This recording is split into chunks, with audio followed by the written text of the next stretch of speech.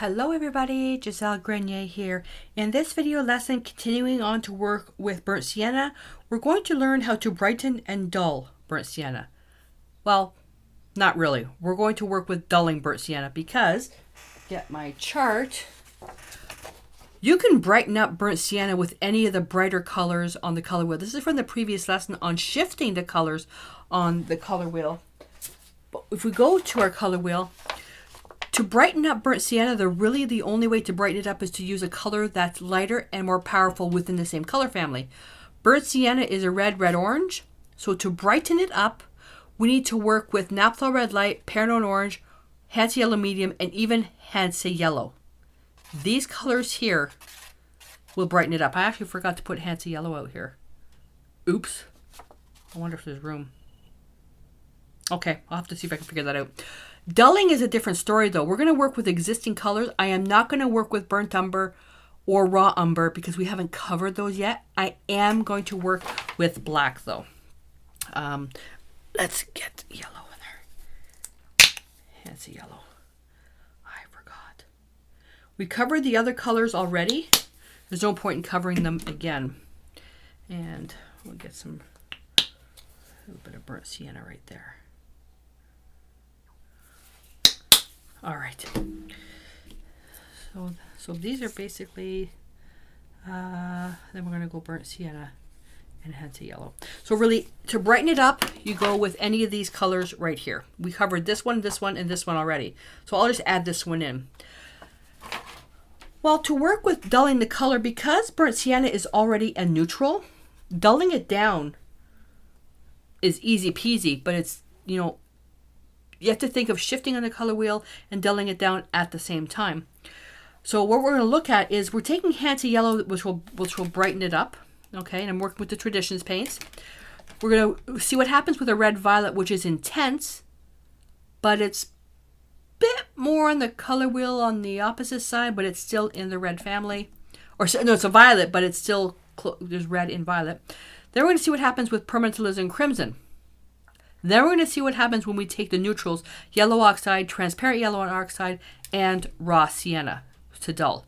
And of course, we know what's going to happen with carbon black. With these, all I'm going to do is take burnt sienna and add a touch of the mixing color. So burnt sienna and a touch, oh, this one's permanent alizarin crimson. I'm going to add roughly 2 parts burnt sienna to 1 part of the mixing color to try to keep it consistent. Okay.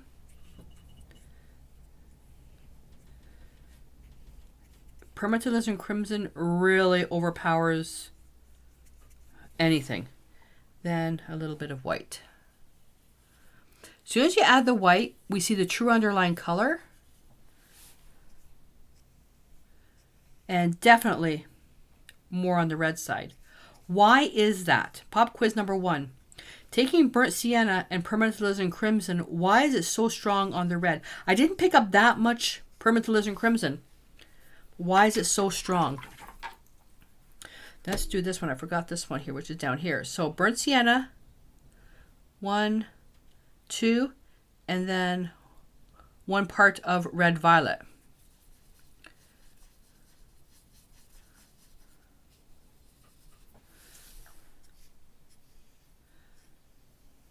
So red violet is PV19. PV19. Double check to make sure.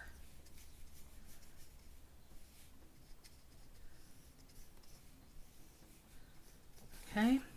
Add white.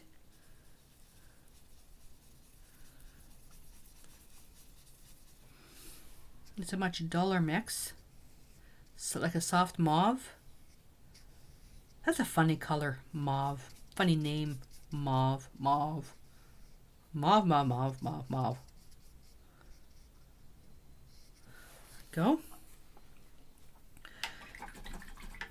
Now, I'm going to take burnt sienna with yellow oxide.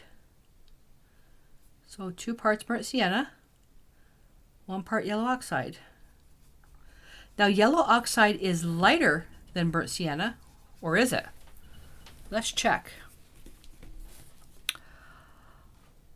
chroma, it's brighter. It's 6.1. Yeah, so where white is 10, yellow oxide is 6.1, and burnt sienna is 3.4. So much lighter.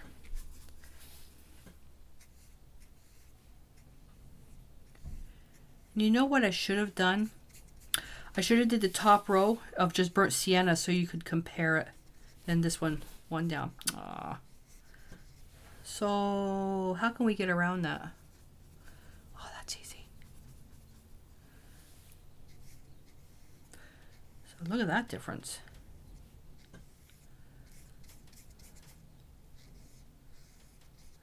That's a big difference. So if we take, can I?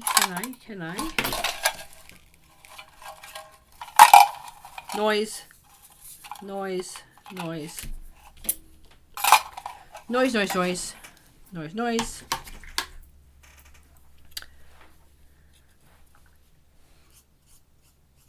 I really didn't do this on purpose. Liar.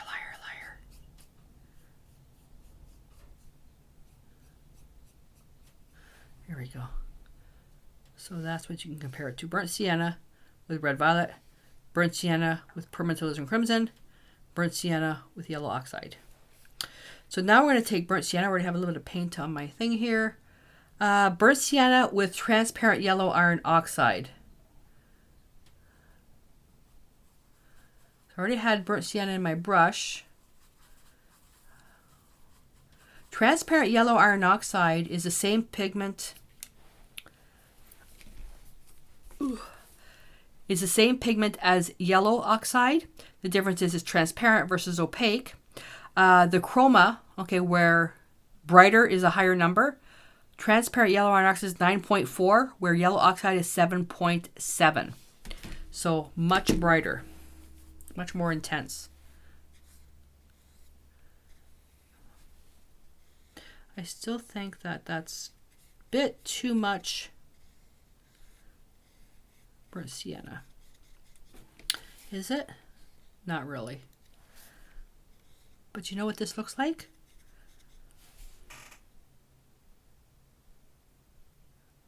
Not transparent red iron oxide, is it? Oh, God. Yeah, it looks... No, it doesn't. Sorry. Ignore me. I was looking at something else. I was thinking of something else. Because I have to, upcoming next, is because DecoArt doesn't make transparent red iron oxide anymore, is I have to do an experiment, buy or DIY. Is it worth making my own or finding it someplace else once I run out? That's really pretty. So I want to add more transparent yellow iron oxide to that just to see what happens. With a bit more burnt sienna.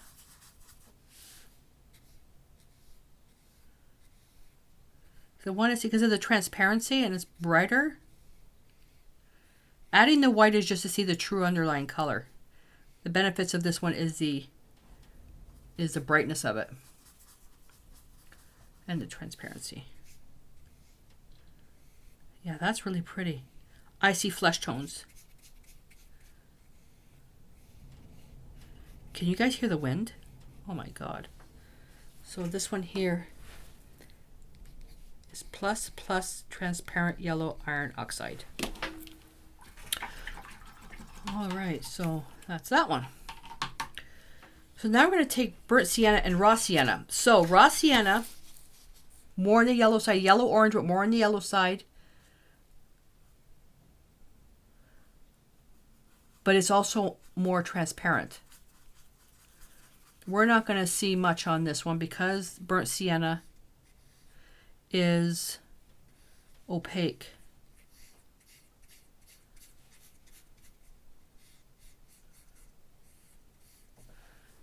I'm going to add a little bit. I'm going to add a bit more raw sienna to that, just so we can see a difference.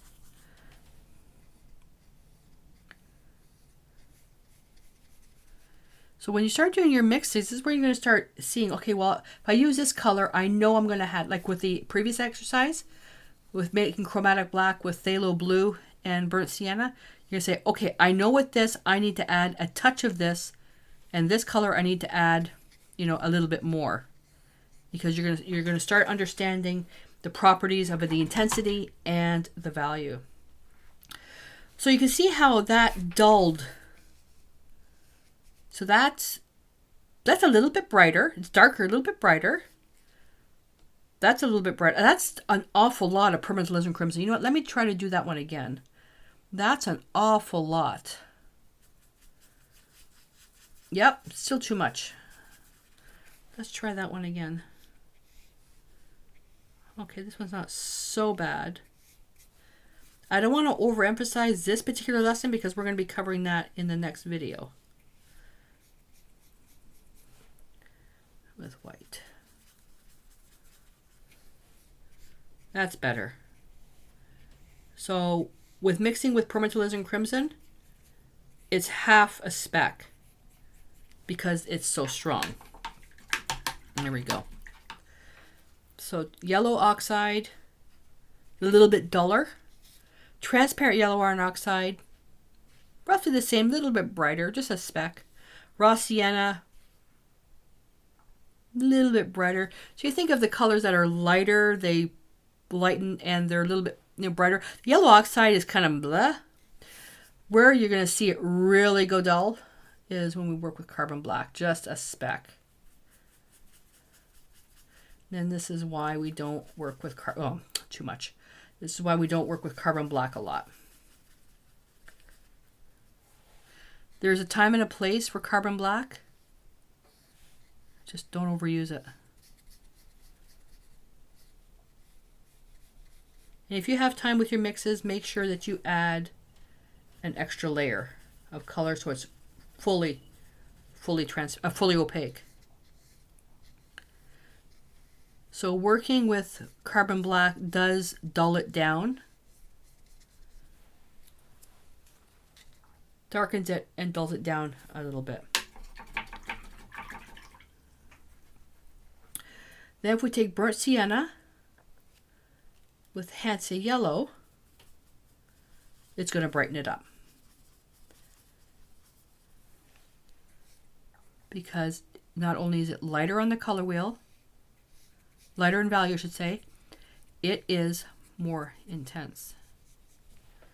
And add our white.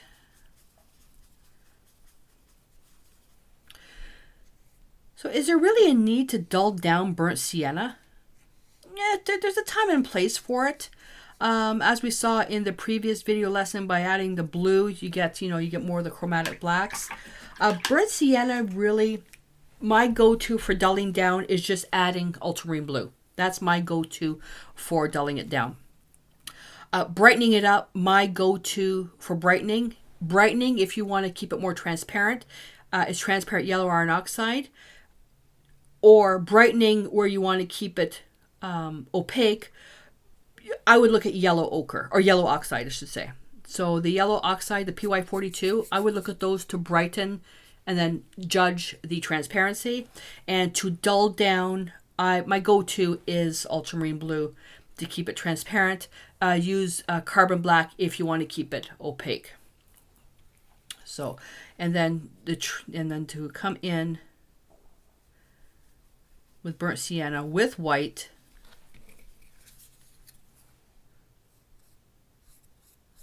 just so we know what we're comparing to. So that's the burnt sienna with white, just so you can see the changes.